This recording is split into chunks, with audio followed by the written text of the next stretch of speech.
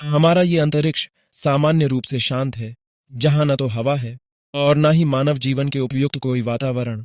लेकिन फिर भी प्राचीन काल से ही मनुष्यों के लिए ब्रह्मांड रहस्यों का भंडार रहा है। अरबों खरबों प्रकाश वर्षों में फैला अंतरिक्ष हमें दूर से जितना सुंदर और अलौकिक दिखता है, असल में वह मनुष्यों के लिए उतना ही रोचक और रहस्यमयी है। अभी तक पृथ्वी पर रहते हुए हम इंसानों ने ब्रह्मांड को महज 5% समझा और जाना है, जिसमें हमारी पृथ्वी और उसके जैसे हजारों, लाखों, करोड़ों, अरबों सितारे, जिनसे हमारी आकाशगंगा ए बनी है। हमारे ब्रह्मांड में ऐसी 100 बिलियन से भी अधिक आकाशगंगा है।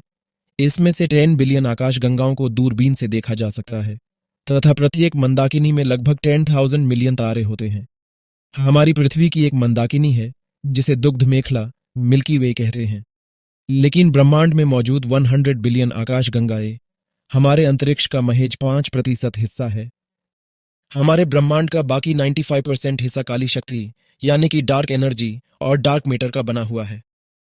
इन कारण से अंतरिक्ष का वास्तविक रंग काला है। हमारी पृथ्वी के ऊपर रात में हर तरफ अंधेरा होता है, पूरा आसमान काला दिखता है। लेकिन जैसे ही सुबह सूरज निकलता है, आसमान नीला हो जाता है, हर तरफ रोशनी भर जाती है। लेकिन अंतरिक्ष के साथ ऐसा नहीं होता।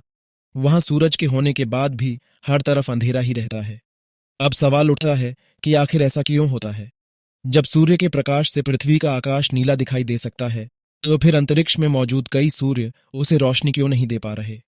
चलिए समझने की कोशिश करते हैं इसके पीछे की साइंस क्या है। दरअसल इसके पीछे एक सीधा सा सिद्धांत है।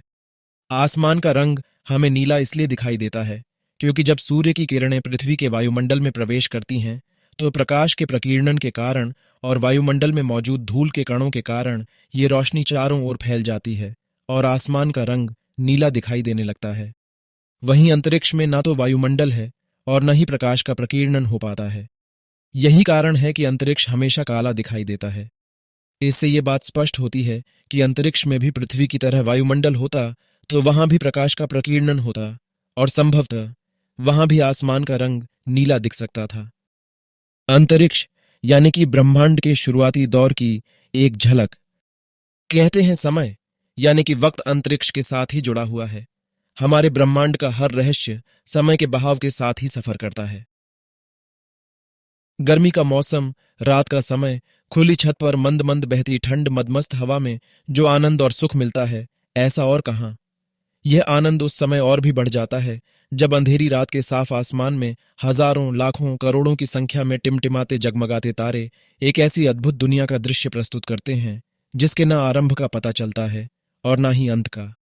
सदियों से अनेक मनीषी, ऋषि और खगोल विज्ञानी इन्हें निहारते चले आ रहे हैं, परंतु रहस्य अभी तक बना हुआ है।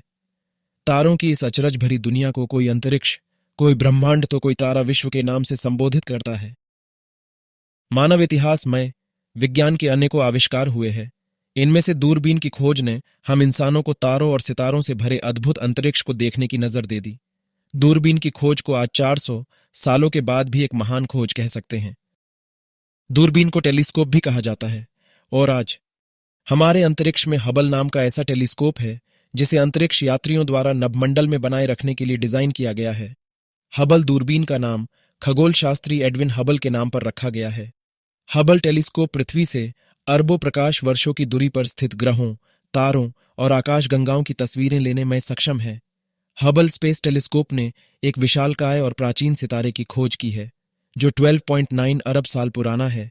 इसे अब तक का खोजा गया सबसे पुराना सितारा माना जा रहा है।